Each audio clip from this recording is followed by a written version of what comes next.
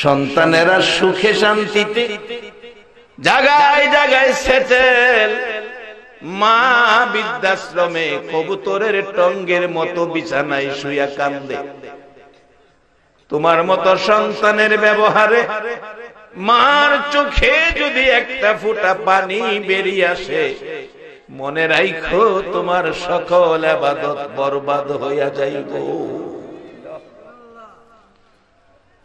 কত মা বৃদ্ধাশ্রমে গাজীপুরে যাইয়া দেখেন, কান্দে কান্দতে কান্দতে চোখের কিনার গা হয়ে গেছে। রে বাবারা, ভাইরা আমার, এই নবী রবিউল আউয়ালে দুনিয়ার জমিনে এসেছে। কিসের জন্য এসেছে এটা আমাদের বুঝতে হবে। কিসের জন্য নবী দুনিয়াতে আসছে এটা আমাদের বোঝা দরকার। যারা বুঝেছে তাদের জীবন ধন্য। বাস্তবে আসুন, মা খাদিজাতুল কুবরা রাদিয়াল্লাহু তাআলা আনহার জীবনী। ও মা, মেয়ে লোকেরা, মাগো মা, আজকে তুমি যেই ঘরে বউ হয়ে আসছো, কবে জানি এই ঘর থেকে সাদা কাফন পরে বেরিয়ে যা। তোমাদের মতোই মহিলা মা খাদিজাতুল কুবরা রাদিয়াল্লাহু তাআলা আনহার জীবনী। বাবারা, শুধু খাদিজা নয়, আমাদেরও সেই রাস্তা খুঁজে বের করে শান্তির পথে যাওয়া দরকার আছে। কেন? আমি অনেক সময় বলি, আজকে তুমি ছেলে, কালকে হবে বাবা, পরশু হবে দাদা, তরশু তোমার গায়ে লাগবে কাফন সাদা। এর বাইরে যাওয়ার কোনো ক্ষমতা নাই।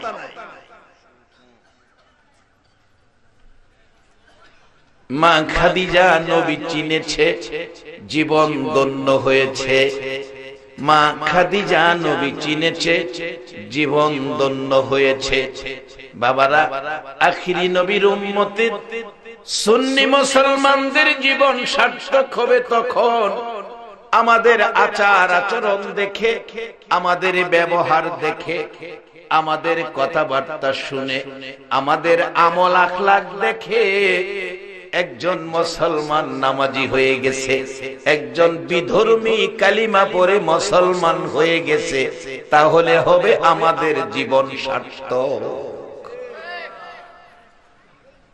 আমাদের আচার আচরণে তারা বুঝো এরা সুন্নি মুসলমান। একজন বিধর্মী কালিমা পড়ে মুসলমান হয়েছে আচরণ দেখে, তাহলে আমাদের জীবন সার্থক। এই শিক্ষা রাসূল দিয়েছে। কিভাবে? বাস্তবে আসে। মসজিদে নববীতে আমার নবী সাহাবীদের উপস্থিতিতে একজন ইহুদি প্যান্ডেলের ভিতরে, যেমন আপনারা বসা, ইহুদি মসজিদের নববীর ভিতরে বসা। হেই তোর জানে না একরকম কাপড় পরা, হেই যে ইহুদি। নবীজি আলোচনা করতেছেন, ইহুদি মসজিদের নববীর ভিতরে সকলের সামনে বৈশা প্রস্রাব করতে শুরু করছে।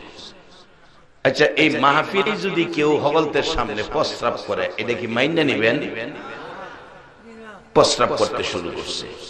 সাহাবীরা নবীজির দিকে খালি তাকাইতেছে, হুকুম দিলে হের হাড্ডি আর গোশত একসাথে রাখতে না। বারবার নবীজির দিকে তাকাই, নবীজি বলছে না, তার কাজ শেষ করতে দাও। আমরা তো হেই নবীর উম্মতই, হেই নবীর আগমনেই তো মিলাদুন নবী। আসেন, আমি আসতেছি গরিব থেকে। অবশেষে প্রস্রাব শেষ করছে। বললেন নবীজি, ইহুদি তুমি এ কি করলা? এটা তো পবিত্র স্থান, এখানে প্রস্রাব করে দিলা, কাজটা কি ভালো করলা? একটু একজন সাহাবীকে বললেন, এক বালতি পানি নিয়ে আসো, এটা ধুয়ে মুছে পরিষ্কার করে দাও। ধুয়ে মুছে পরিষ্কার করে পবিত্র করে দাও। পবিত্র করে দিলেন। ওই ইহুদি দাঁড়ায় বলছেন, ইয়া রাসূলুল্লাহ, এই কি রহমতের নবীর আদর্শ? এই কি রহমতের নবীর ব্যবহার? নবী গো, আপনার উম্মতের ব্যবহার কি এই হবে? রাসূল বলেন, এই যদি না হতো তোমার হাড্ডি থাকতো, এতক্ষণে তোমার হাড্ডি গোশত আলাদা করে রাখতে। আপনার এই আদর্শে কি আপনার উম্মতেরা আদর্শিত হবে? রাসূল বলেন হ্যাঁ। তাহলে নবী আর দেরি নয়, এখন আমাকে কালিমা পড়ায়া মুসলমান বানায়া দেয়। যতদিন মুসলমান এই আদর্শে না আসতে পারবে ততদিন মুসলমানদের শান্তির আশা করতে পারি না। আসেন সহজে কম সময়ে মূল কথাই যাচ্ছে। মা খাদিজাতুল কুবরা রাদিয়াল্লাহু তাআলা, এই নবী আমাদের নবী, যে নবীর শানে মিলাদ। মিলাদ বাড়াবাড়ির কিছু না, এই নিয়ে দর কষাকষি, মন কষাকষি, ধাক্কাধাক্কি, হিংসা বিদ্বেষ, দলাদলির কিছুই না, সকলেরই মানতে হবে মিলাদ। মিলাদ শব্দের অর্থ নবীর জন্ম বৃত্তান্ত। নবীর জন্ম বৃত্তান্ত আলোচনাটার নাম হলো মিলাদ। যেমন আমাদের দেশে একটা অনুষ্ঠান হয় বার্থডে, বার্থডে জন্মবার্ষিকী, বার্থডে বাংলায় কই আমরা জন্মবার্ষিকী, আর এটাই ওখানে ডিজিটাল ভাষায় কয় বার্থডে।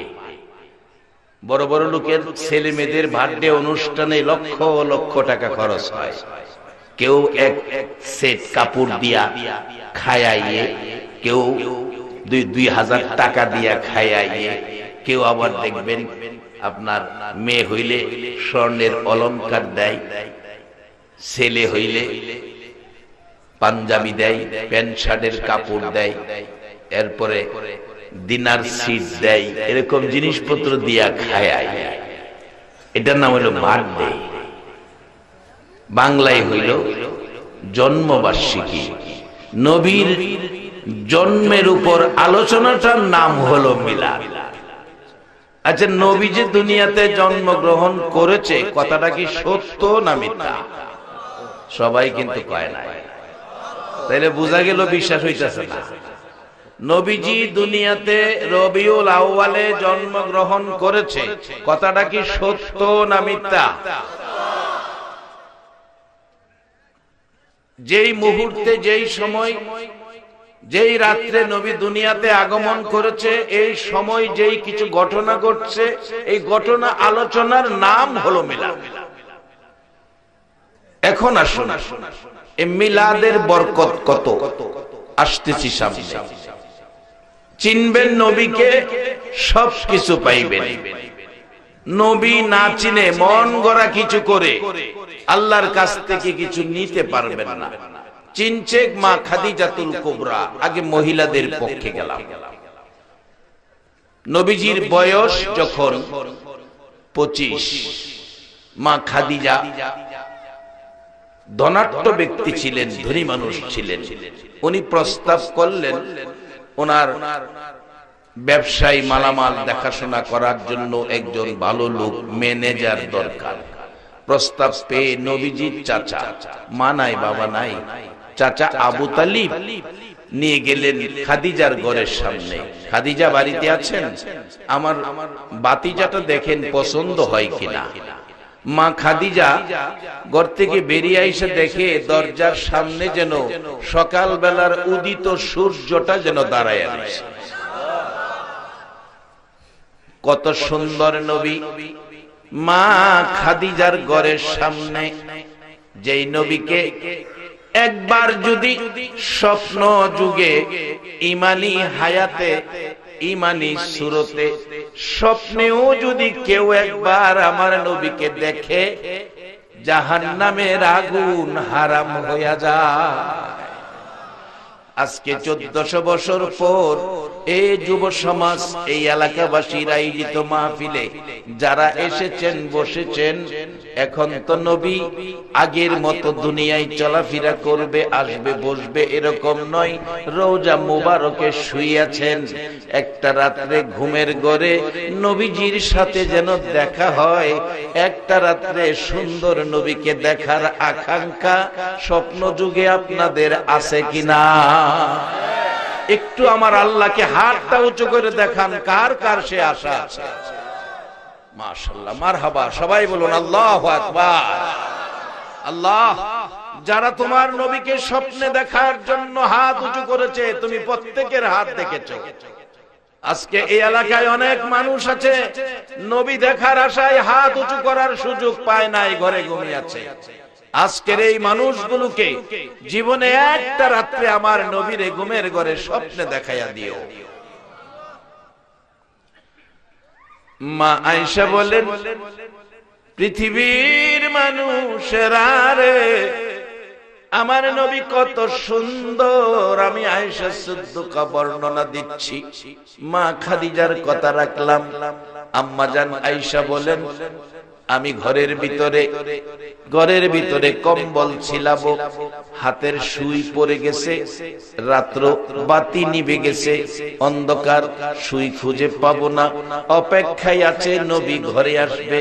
এশারের নামাজের পর নবী ঘরে আসছে। মা আয়েশা বলেন, আল্লাহর কসম রে, এই ঘর যেন পুরা চন্দ্র আমার ঘরে এসেছে, ঘর আলোকিত হয়ে গেছে, আমি সুই পেয়ে গেছি। শুধু এই নয়, মা আয়েশা সিদ্দিকা বলেন, শুনেছি ইউসুফ আলাইহিস সালাম বড় সুন্দর, ইউসুফ আলাইহিস সালাম বড় সুন্দর।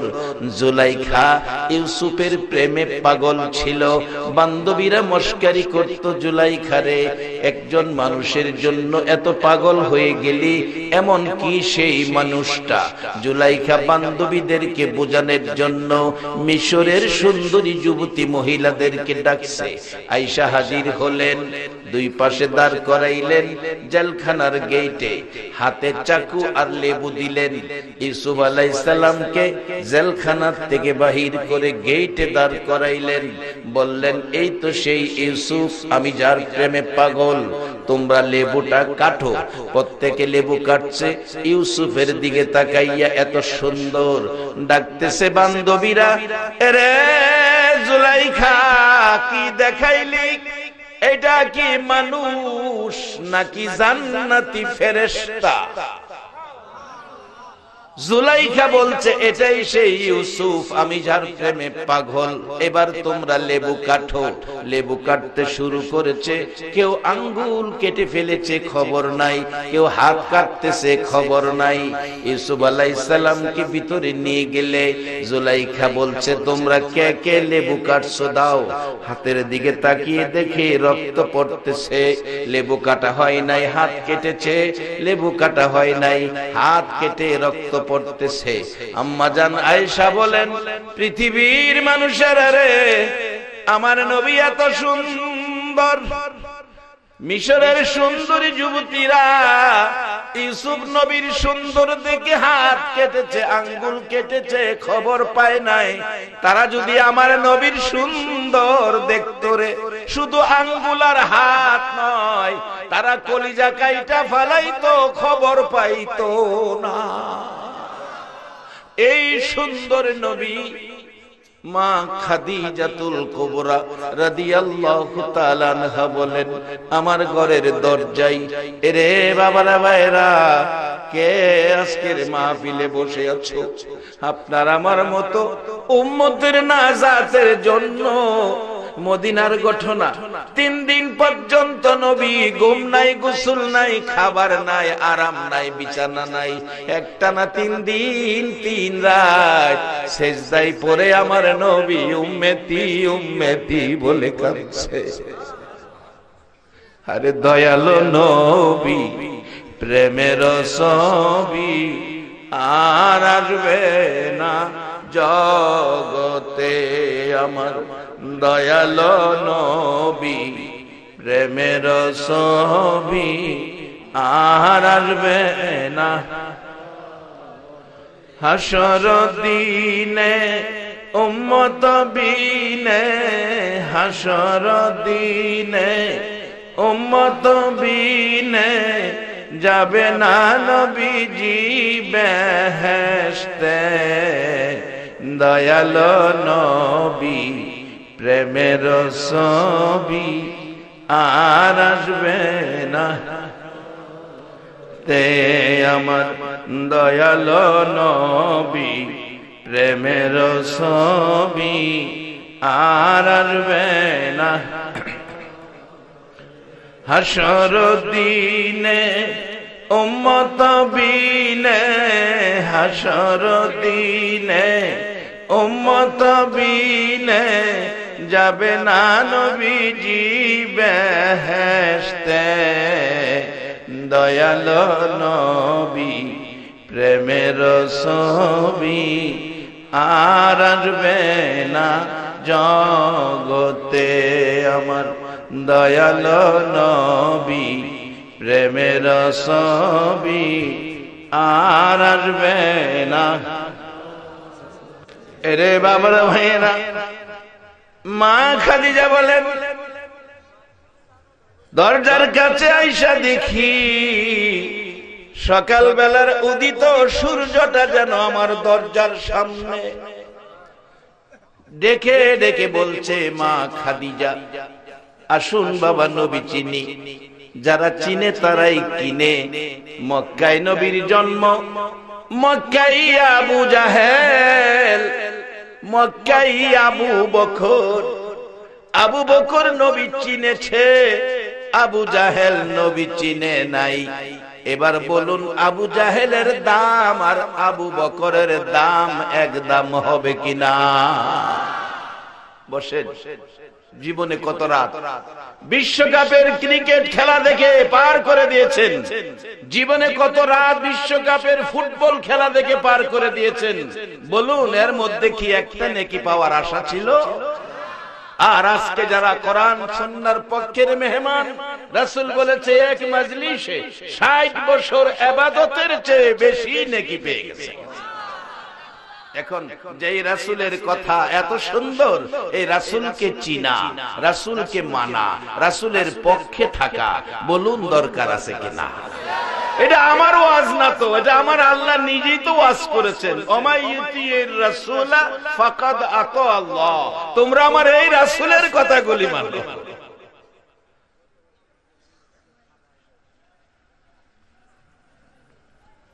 মা খাদিজাতুল কুবরা ডাকতেছে নবীজির চাচা আবু তালিব। আবু তালিব, তোমার ভাতিজা? হ্যাঁ, তোমার ভাতিজাকে আমার খুব পছন্দ হয়েছে, আমি তোমার ভাতিজাকে চাকরি দেব। তোমার ভাতিজার লেখাপড়া কি? ব্যবসার ম্যানেজার, লেখাপড়া প্রয়োজন। আবু তালিব চোখের পানি ছেড়ে দিছে, রে খাদিজা, আমার ভাতিজাকে কে লেখাপড়া করাবে? দুনিয়ায় ভূমিষ্ঠ হয়ে একটা বার বাবা দেখলো না। 6 বছর বয়স হলো, মা হারাইয়া আমার ভাতিজা কান্দে।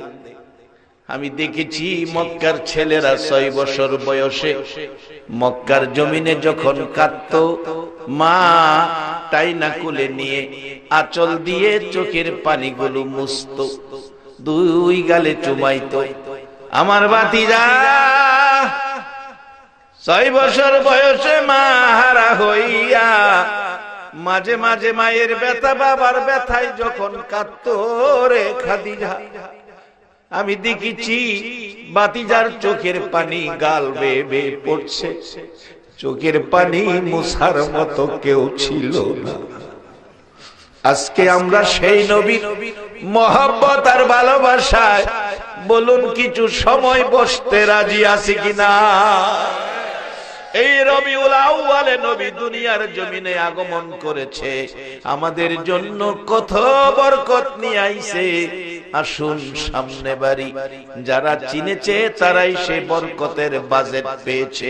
মাগো মে লোকেরা কান পাতিয়া শোনো, মা খাদিজাতুল কুবরা রাদিয়াল্লাহু তাআলা আনহার জীবনী। মা খাদিজা বলছে, তোমার ভাতিজা লেখাপড়া কি? লেখাপড়া কি? আবু তালিব জবাব দিচ্ছে, কে লেখাপড়া করাবে? আমার ভাতিজার মা নাই, বাবা নাই। আমার জানা মতো স্কুল কলেজ মাদ্রাসায় আমার ভাতিজাকে যাইতে দেখি নাই। এতে বোঝা যায় নবী লেখাপড়া জানে না। বলুন আপনাদের ধারণা কি আমার নবী লেখাপড়া জানে কিনা?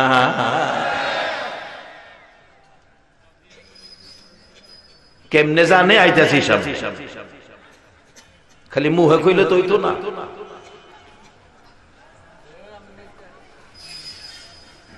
ঠিক আছে, লেখাপড়া যদি নাও জানে ছাড়তাম না, চাকরি একটা দেন, লেখাপড়া লাগে না, সে চাকরিটা কি রাখাল, লেখাপড়া লাগে না। আবু তালিব কয়, খাদিজা আমার ভাতিজা এই রোদ্রের মরুভূমির রোদ্রে রাখালি করব, বাবা নাই মা নাই, আমি চাচা হইয়া এই কষ্টের চাকরিটা আমি দিতে পারি না। আগেকার দিনের চাচারাও ভাতিজারে ছেলের মতোই আদর করছে, এটাও নবীর শিক্ষা। আর অনেক দিনের চাচারা বাবা না থাকলে কেমনে সম্পত্তি দি কিনা হেরা এনতে বাইর করে দিব, খালি এই তালে করে।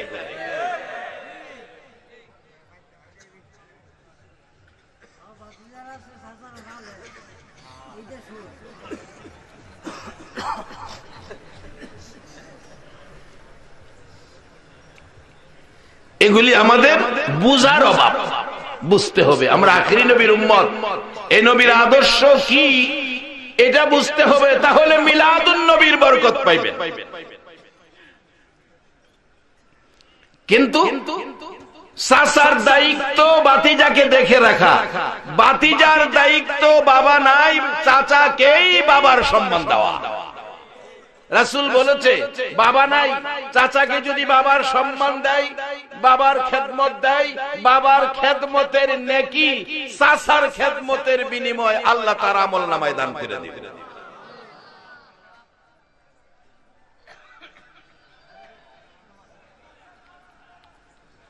আসেন কম সময়ে মূল কথাগুলো বলছি। খাদিজা বলছে তোমার ভাতিজাকে রাখালের চাকরি দিব, লেখাপড়া লাগবে না। খাদিজা চাকরির সিদ্ধান্ত নিলেন। আবু তালিব কয় না, আমি দেব না। আমার ভাতিজা রোদ্রের মধ্যে এই সুন্দর চেহারা পুরে ছাই হয়ে যাবে, কালি হয়ে যাবে, আমি দেব না। নবীজি ডাকে, চাচা চাচা আপনি অনুমতি দিলে আমি চাকরিটা করতে পারবো। চাচার অনুমতি নিল, চাচা অনুমতি দিলে আমি চাকরিটা করতে পারবো, চাচার অনুমতি নাই। আর অহন যেই যুগে পড়ছি ডিজিটাল যুগ, বাপের ওই মানে না, চাচার আবার কি জিগাই।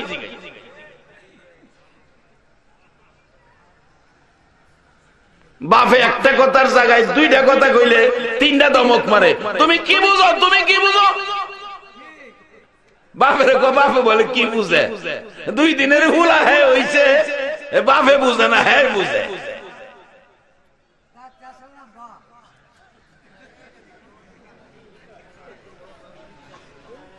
বাজান যে যত বুঝে বুঝে, বাপের উপরে দা যাওয়া কি ঠিক হবে?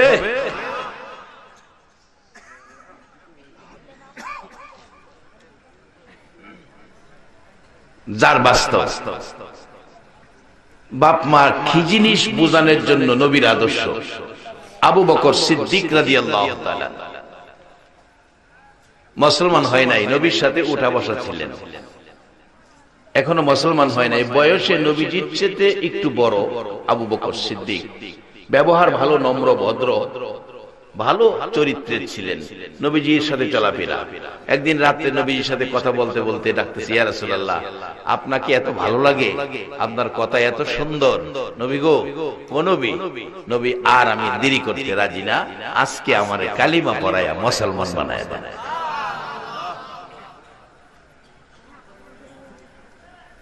বাজান এই নবী তো আমরা দুনিয়াত কিছু দিয়ে গেছে, যার বাস্তব নবীর দেওয়া বরকত। ফেনী ফেনী ফেনী পাহাড়ি এলাকা, এক হিন্দু ভদ্রলোকের ছেলে, খুব বড় লোক বাবা, গাছ গাছটার হেকিম ডাক্তার। ফেনী বড় মসজিদের পাশে তার দোকান ছিল, সে দোকানদারি করে। দেখে জুমার দিন মসজিদের ইমাম একজন রিকশাওয়ালার ছেলে, আলেম, সেই আলেম হইছে, এখন ইমামতির দায়িত্ব পাইছে। কিন্তু জুমার দিন বড় বড় জ্ঞানী গুণী পয়সাওয়ালা ধনী ডাক্তার শিক্ষিত। এমনকি একদিন জুমার নামাজের সময় এক মন্ত্রীর গাড়ি লাগছে, মন্ত্রীর মুসলমান গাড়ির থেকে নাইমা তার পিছে নামাজ পড়ছে। নামাজ পড়ার পর ওই হিন্দু ছেলেটা দেখছে, হিন্দু শিক্ষিত ছেলে, হ্যাঁ দেখছে যে মুসলমান এত সুন্দর সিস্টেম, এভাবে আইসা নামাজ পড়লো। মন্ত্রী একটা গরিবের ছেলে আলেম তার পিছনে, সে দেখে তার বিবেকে এটা চিন্তায় গেল। অবশেষে সে আস্তে আস্তে চিন্তা করতে করতে একদিন ভৈরব আসলেন। রমজান মাস আসরের পরে আসলেন, আয়েশা বললেন, হুজুর আমি মুসলমান হব, আমি হিন্দু যুবক মুসলমান হব। আমি বললাম ঠিক আছে, ইফতারির পরে কালিমা পড়ে মুসলমান হও। ইফতারির পরে কালিমা পড়ে মুসলমান হলো। ইফতার শেষ, মানুষ তাকে নিয়ে গেল দোকানে দোকানে, পরিচয় করালো, অনেকে অনেক কিছু খাওয়ালো। এশারের নামাজ পড়লো, তারাবির পরে গণ্যমান্য ব্যক্তিরা বসলো। কেন তুমি মুসলমান হইলা? তুমি তো একটা শিক্ষিত ছেলে, তুমি জ্ঞানী ছেলে, কেন মুসলমান হইলা? এই ছেলেটা, যুবকটা বলল, মুসলমান হইলাম দুইটা কারণে। একটা কারণ হলো আমি দেখলাম ইসলাম ধর্মে বিধান কত সুন্দর। একটা গরিবের ছেলে ইমাম, তাকেই ইমাম মাইনা সকলে তার পিছে নামাজ পড়লো, মন্ত্রী সহ নামাজ পড়ছে। আর আমাদের ধর্মের মধ্যে ঠাকুরের ছেলে ঠাকুর, অন্য কেউ হতে পারবে না। ঠাকুরের ছেলে ঠাকুর হবে, অন্য কেউ হতে পারবে না। এই একটা কারণ। দুইটা কারণ হলো আমাদের ঠাকুর মহাশয়রা, আপনাদের আলেম ওলামারা কোরআন হাদিস পড়ে বাংলাতে বোঝায়, আমাদের সংস্কৃতি ভাষায় কিতাব তেলাওয়াত করে বাংলাতে বোঝায়। কি বোঝায়? বাংলাতে অনেক কিছু বুঝাইয়া শেষ কথাটা কয়, তোমরা শোনো, তোমরা শোনো, তোমরা শোনো, মুহাম্মদকে মান্য করিও যদি স্বর্গে যেতে চাও। মুহাম্মদকে মান্য করিও যদি স্বর্গে যেতে চাও। হুজুর মুহাম্মদকে মাইনাই যদি আমার বেহেশতে যাইতে হয়, তাহলে আর সেই ধর্ম নয়, আমি মুহাম্মদের ধর্মে এসে গেলাম। পড়িয়ে দেন লা ইলাহা ইল্লাল্লাহু মুহাম্মাদুর রাসূলুল্লাহ সাল্লাল্লাহু আলাইহি ওয়াসাল্লাম। আমরা সেই ধর্মের ব্যক্তিত্ব, এই আদর্শ দিয়ে গেলেন নবী। বাবারা ভাইয়েরা, মা খাদিজাতুল কুবরা রাদিয়াল্লাহু তাআলা আনহার জীবনী। মা খাদিজা নবীকে দেখে, নবীর আচার আচরণ দেখে, সুন্দর কথাগুলো শুনে মা খাদিজা পাগল হয়ে গেলেন। এই লোকটাকে ছাড়বো না। দায়িত্ব দিলেন রাখাল, রাখালের দায়িত্ব পাইলেন। চাচা অনুমতি দিলেন, দায়িত্ব নিলেন। সকালবেলা বলছে, খাদিজা তোমার কতটা ছাগল, কতটা বকরি, কতটা বেড়া, দুম্বা, উট আছে, সবগুলো আমারে লেখা দাও। চাকরি শেষে তোমারে গয়না বুঝাইয়া দিমু। বলুন আমার নবীর পক্ষে সবগুলো ঠিক রাইখা বুঝাইয়া দেওয়া সম্ভব আছে কিনা? সম্ভব, অবশ্যই আছে। এই নবী বরকতের নবী, আদর্শের নবী, শান্তির নবী, শৃঙ্খলার নবী, ভালোবাসার নবী। আমার নবী সকালবেলা গনে নিয়ে গেলেন, এবার মরুভূমিতে ঘাস পানি খাওয়াবেন। ঘাস পানি সারাদিন খাওয়াইলেন। মা খাদিজা বলেন, দেখি এই লোকটা কেমন কেমন লাগে। ছাদের উপরে উঠে বসে বসে দেখতেছে আমার নবী একেবারে কাত হয়ে ঘুমিয়ে আছে। মরুভূমির পাহাড়ের পাথরে মাথা দিয়ে বেড়া বকরি দুম্বা খাইতেছে, চারদিক ভাগ ভাল্লুক ঘুরতেছে। কিন্তু আমার নবীর রাখালিয়াতের আওতায় যত বেড়া বকরি দুম্বা আছে, একটা বেড়া বকরি দুম্বার গায়ে বাঘ ভাল্লুক হাত লাগায় না। রে বাবারা ভাইরা, এই নবীর উম্মত যারা হবে, এই নবী যারা মানবে, এই নবী যারা চিনবে, আল্লাহর আযাব গজবের ফেরেশতারা এই নবীর উম্মতের গায়ে হাত লাগাইতে সাহস পাবে না। আমরা সেই নবীর উম্মত, যেই নবীর একজন উম্মতের দাম ফেরেশতার চাইতেও বেশি। বাবারা, যার বাস্তব আমার নবীর কাছে ফেরেশতাদের উপস্থিতির অবস্থান, ফেরেশতা জিবরাইল, ফেরেশতা মিকাইল, ইসরাফিল, আজরাইল, জিবরাইল যায়া বলছে, ইয়া রাসূলুল্লাহ, আমি আপনার উম্মতের জন্য একটা সুন্দর খবর দিব। কি খবর? হুজুর, আপনার উম্মত যারা এশারের নামাজের পর আপনি নবীর উপর 10 বার দুরূদ শরীফ পড়বে, আমি জিবরাইল হাতে ধরে ফুলসিরাতের ফুল পার করে নিব। নবী খুশি হলেন। মিকাইল বলছে, হুজুর, আমি একটা খবর শোনাবো। কি খবর? আপনার উম্মত যারা আপনার উপর এশারের নামাজের পর 10 বার দুরূদ শরীফ পড়বে, আমি মিকাইল 1 গ্লাস পানি পান করাবো। এই পানি পান করানোর পর 50,000 বছর হাসরের মাটি পিপাসা হবে না। নবী খুশি হলেন। ইসরাফিল আয়েশা বলেন, হুজুর, আমি একটা কথা বলবো। কি? আপনার যে উম্মত আপনার উপর 10 বার দুরূদ শরীফ পড়ব, আমি সেজদায় পড়ে যাব। যতক্ষণ আপনার উম্মতের আল্লাহ মাফ না দিবে, আমি সেজদা থেকে মাথা উঠাইব না। আমার নবী খুশি। এবার আসলেন আজরাইল, যার কথা শুনলে ভয় পাই। যে আজরাইল এত বিকট চেহারা, রুহু নেওয়ার জন্য যখন ঘরে ঢুকে গো, দেখবেন কোন কোন ব্যক্তি মৃত্যুর সময় প্রস্রাব পায়খানা কইরা দেয়। কেউ কেউ দেখবেন আবুল তাবুল কয়, প্রস্রাব পায়খানা করে দেয়, চোখ উল্টাইয়া দেয়, পাগলের মতো আবুল তাবুল বলতে থাকে। ওই আজরাইলের চেহারা দেখার সময় এবার আজরাইল এসে ডাকে, হুজুর, আমি একটা কথা আপনার উম্মতের জন্য শোনাবো। আমার নবী আশ্চর্য হয়ে গেছেন। আজরাইল কি কথা জানি শোনাবে? আজরাইল রে, এমন কথা শোনাবি আমি যেন খুশি হই।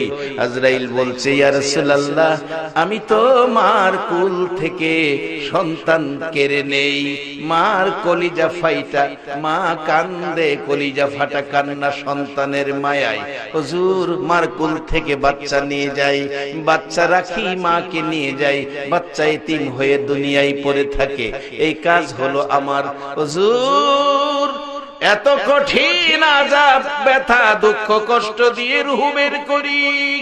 জীবন্ত একটা বকরি যদি টানাইয়া ওই বকরির চামড়াগুলো জীবন্ত অবস্থায় টাইনা চামড়া খুললে যা কষ্ট পাবে, এর চেয়ে কোটি কোটি গুণ কষ্ট দেই যখন তার রুহুটা বের করি। প্রথমত তার রগগুলো ধরে সবগুলো রগ টাইনা ছিঁড়ে ফেলি। কোথাও থাকার সুযোগ পায় না, চিপা চিপা রুহুটা বের করি। যখন মুর্দার গোসল দেয়, দেখবেন প্রত্যেক দেশেই বড়ি পাতার গরম পানি দিয়া গোসল দেয়।